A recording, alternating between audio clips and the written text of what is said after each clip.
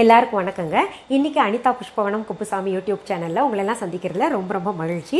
நான் 30 நாளைக்கு 30 குழம்பு வச்சு காமிக்கிறேன்னு சொன்னேன் இல்லையா? இன்னைக்கு பார்த்தீங்கன்னா 2வது நாள் குழம்பாக பார்த்தீங்கன்னா மோர் குழம்பு வச்சு காமிக்கிறேன். மோர் குழம்பு எல்லாருக்குமே தெரியும். நீங்கள் வச்சு காமிச்சு தான் நாங்கள் செய்யணுமா அப்படின்னு சொல்லிட்டு ஒரு சிலருக்கு எண்ணம் மனசில் ஓடும் கட்டாயம். பார்த்தீங்கன்னா இப்போ நீங்கள் செய்கிற மாதிரி நான் செய்ய முடியாது, நான் செய்கிற மாதிரி நீங்கள் செய்ய முடியாது. ஒவ்வொருத்தருக்கும் ஒவ்வொரு ஸ்டைல் இருக்கு இல்லையா? இல்லை நான் செய்கிற மாதிரியே நீங்களும் செய்யலாம். இந்த ஜென்ரேஷனில் இருக்கிற பிள்ளைங்களுக்கு பார்த்தீங்கன்னா சமையல் தெரியாது. காரணம் என்னென்னா அவங்க கற்றுக்க கூடாதுன்னு கிடையாதுங்க. படிப்புன்னு படிப்பில் நேரம் போயிடுது. அப்புறம் அம்மா எல்லாம் என்ன பண்ணுறோம், நம்ம கிச்சனுக்கு வந்தாலே ஐயோ பாவம் குழந்தை எல்லாம் இவ்வளோ கஷ்டப்பட்டு படிச்சுட்டு வராலே கிச்சனில் வேற நிற்க வைக்கணுமான்னு சொல்லிட்டு வெளியில் துரத்தி விடுறோம். கிச்சனுக்கு வராத நீ போன்னு சொல்லிட்டு துரத்தி விடுறோம். அதனால் அம்மா வீட்டில் செய்கிறதுக்கான வாய்ப்புகள் இல்லை. படிப்பு முடிஞ்ச உடனே பார்த்தீங்கன்னா வேலைக்கு போக ஆரம்பிச்சிடுறாங்க. வேலைக்கு போயிட்டு வந்துட்டோம், அம்மா என்ன சொல்கிறாங்க, டயர்டாக வந்திருக்கும் புள்ள, அதனால செய்ய விடக்கூடாதுன்னு சொல்லிட்டு அப்பவும் தடுத்துடுறோம் நம்ம. அப்புறம் திருமணம் ஆயிடுது. திருமணமாகி போன பின்னாடி அவங்களுக்கு சமையல் ரொம்ப கஷ்டப்படுவாங்க தெரியாமல். அந்த மாதிரி பிள்ளைங்களுக்கு தெரியாதவங்களுக்காக தான் நான் இப்போ செஞ்சு காமிக்கிறேங்க. இன்னைக்கு 2வது நாள் குழம்பாக மோர் குழம்பு ரொம்ப சுவையாக இருக்கும். சரி, அதற்கு தேவையான பொருள்கள் முதல் என்னென்னு பார்த்துடலாம். கெட்டியான தயிர் 1 கப், வெள்ளை பூசணிக்காய் உப்பும் மஞ்சத்தூளும் போட்டு நான் வேக வச்சிருக்கேன் பாருங்க. அது 1 கீத்து எடுத்துக்கோங்க.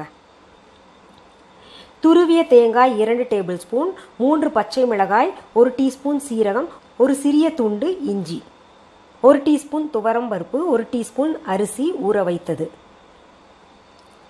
பெருங்காயத்தூள் 1/4 டீஸ்பூன், கடுகு 1 டீஸ்பூன், உளுத்தம் பருப்பு 1 டீஸ்பூன், மஞ்சள் தூள் 2 சிட்டிகை, காய்ந்த மிளகாய் 2, கறிவேப்பிலை இலைகள் 10, கொத்தமல்லி இலைகள் 1 டீஸ்பூன். முதல்ல என்ன பண்ணணும்னா மிக்சி ஜார் எடுத்துக்கோங்க. அதில் கெட்டி தயிரை போட்டு சும்மா ஒரு ஓட்டு ஓட்டணும், அவ்வளோதான். ஏன்னா அது நல்லா கடைஞ்சிடலாம். மத்தில் போட்டு கடைஞ்சாலும் சரி, இல்லாட்டி மிக்சியில் நான் எல்லாம் பார்த்தீங்கன்னா சுலபமாக செய்யணும்னா மிக்சியில் ஒரு ஓட்டு ஓட்டுனேன்னா எல்லாம் சரிசமமாக எந்த திரியும் இல்லாமல் எந்த கட்டியும் இல்லாமல் சரியாயிடும். அந்த மாதிரி செஞ்சு வச்சுக்கோங்க.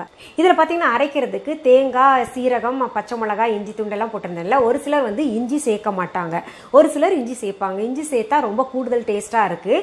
நான் ஒரு பெரிய ஹோட்டலில் சாப்பிடும்போது அது சேர்த்துருந்தாங்க, ரொம்ப சுவையாக இருந்தது. அதனால் அப்போலேருந்து நான் சேர்க்க ஆரம்பிச்சிட்டேன். அந்த இஞ்சி துண்டு எவ்வளோ இருக்கணும்னா ஒரு புளியங்கொட்டை அளவு இருந்தால் போதும். இப்போது மிக்சி ஜார் எடுத்துட்டு அந்த 4 பொருள்களையும் போட்டுக்கலாம். அது கூட பார்த்திங்கன்னா இந்த துவரம் பருப்பும் அரிசி காமிச்சேன் இல்லையா, அது ஒரு 15 நிமிஷம் ஊற விடணும் நம்ம. அதையும் ஊற விட்ட பின்னாடி அந்த மிக்சி ஜாரில் அந்த தேங்காய் கலவை கூட போட்டு நல்ல பேஸ்ட் போல் அரைச்சிக்கலாம். பாருங்கள், இந்த மாதிரி நல்லா பேஸ்ட் பண்ணி வச்சுட்டேன்.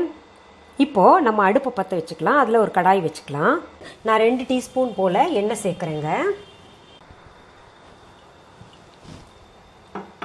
இதில் முதல்ல உளுத்தம் பருப்பு சேர்க்குறேன்.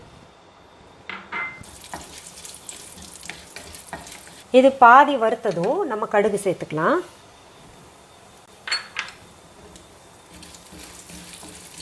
கடுகு வெடிக்கட்டும்.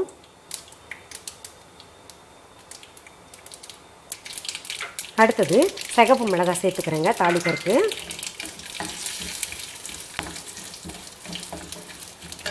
அடுத்தது கறிவேப்பிலை போட்டுக்கலாம்.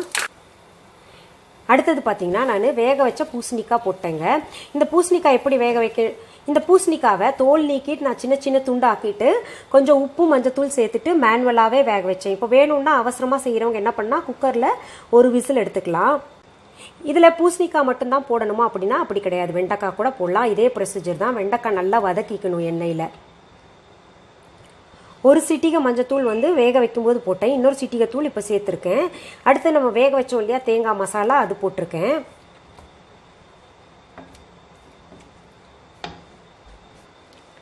இப்போது இதில் இந்த மசாலா மிக்சியில் இருந்துச்சு இல்லையா, அது ஒட்டி இருந்ததை கழுவிட்டு நான் ஊற்றுறேன். இதில் இது ரொம்ப தண்ணியாகாமல் பார்த்துக்கணும். இதில் நம்ம தயிர் விட்ட பின்னாடி கொதிக்க விடக்கூடாது. அதனால் பார்த்தீங்கன்னா இப்போ கொதிக்கிறது தான் நமக்கு. இதில் தாளிக்கிறதுல பெருங்காயத்தூள் போடணும். நான் பெருங்காயத்தூள் அப்போ போட மறந்துட்டேன், அதனால் இப்போ சேர்க்குறேன். பொதுவாகவே பெருங்காயத்தூள் நம்ம நடுவில் கூட சேர்க்கலாம், அது பிரச்சனை இல்லை.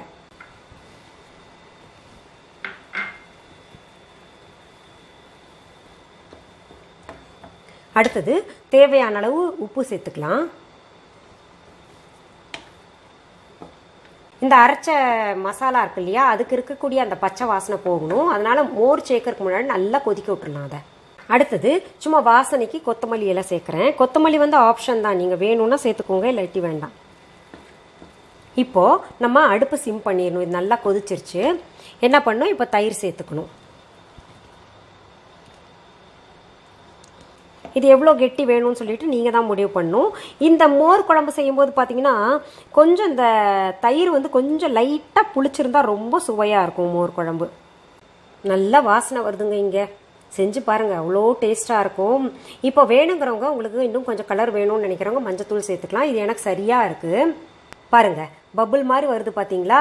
இன்னும் 4-5 இடத்துல பபுள் மாதிரி வந்தோடனே நம்ம இறக்கிடலாம். அது வந்து நம்ம கொதிக்க விட்டோம்னா பால் திரிஞ்சா எப்படி இருக்குமோ அந்த மாதிரி ஆகிடும். சுவையும் நல்லா இருக்காது.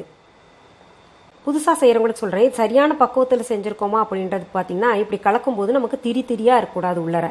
அப்படி இருந்துச்சுன்னா சரியான பக்குவத்தில் செஞ்சுருக்கோன்னு அர்த்தம். இது ரொம்ப நல்லா சரியான பதத்தில் வந்திருக்கு. இது கூட தொட்டுக்கருக்கு பார்த்தீங்கன்னா நல்லா கிழங்கு வறுவல், இல்லாட்டி வாழைக்காய் வறுவல், சேனக்கிழங்கு, சேப்பங்கிழங்கு, இந்த வறுவல் எல்லாம் செஞ்சால் நல்லாயிருக்கும். எதுவும் செய்ய முடியலையா, ஒரு வடவும் பொரிச்சு வைங்க, அப்பளம் பொரிச்சு வைங்க, அவ்வளோ சுவையாக இருக்கும். தினமும் நம்ம பருப்பு குழம்பு சாப்பிட்டு போர் அடிக்கும் இல்லையா? அதனால் இந்த மாதிரி வித்தியாசமாக 2ஆம் நாள் குழம்பாக இன்றைக்கி மோர் குழம்பு செஞ்சு காமிச்சிருக்கேன். இப்போ நான் சாப்பிட்டும் பார்த்துட்றேனே, நான் சரியாக செஞ்சுருக்கேனா நான் தானே பார்க்கணும்.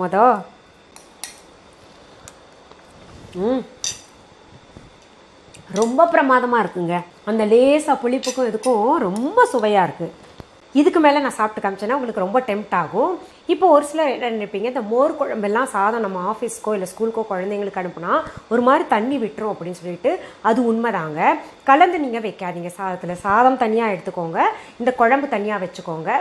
அங்கே போயிட்டு கலந்து சாப்பிட்டிங்கன்னா ரொம்ப சுவையாக இருக்கும். சரி, இன்னைக்கு நம்ம மோர் குழம்பு பார்த்தோம். 3ஆவது நாளாக என்ன குழம்பு செய்ய போகிறேன்னு சொல்லிட்டு அடுத்த எபிசோட்ல நீங்க பாருங்க. அது வரைக்கும் நன்றி, வணக்கம். அன்பான வாடிக்கையாளர்களே, உங்கள் விஹா ஸ்டோரில் பூஜை பொருட்கள், சிலைகள், ராசிக்கற்கள், வாஸ்து பொருட்கள், விதைகள், பாரம்பரிய அரிசி வகைகள், சிறுதானியங்கள், ஆர்கானிக் பொருட்கள், மூலிகை எண்ணெய், மளிகை பொருட்கள், மரச்செக்கு எண்ணெய், மரப்பொருட்கள், வெள்ளி ஆபரணங்கள், கிஃப்ட் ஆர்டிகல்ஸ், காட்டன் மற்றும் பட்டு புடவைகள், காட்டன் சுடிதார்கள், பட்டு பாவாடை, குழந்தைகளுக்கான விளையாட்டு பொருட்கள், ஹை குவாலிட்டி இமிடேஷன் நகைகள், வீட்டு உபயோக பொருட்கள், ஜூட் பேக்ஸ், ஹேண்ட்மேட் சோப்ஸ், அழகு சாதன பொருட்கள், சிறுதானிய பிஸ்கெட்டுகள், ஹோம் அப்ளையன்சஸ், இன்னும் பற்பல பொருட்கள் விற்பனைக்குள்ளது.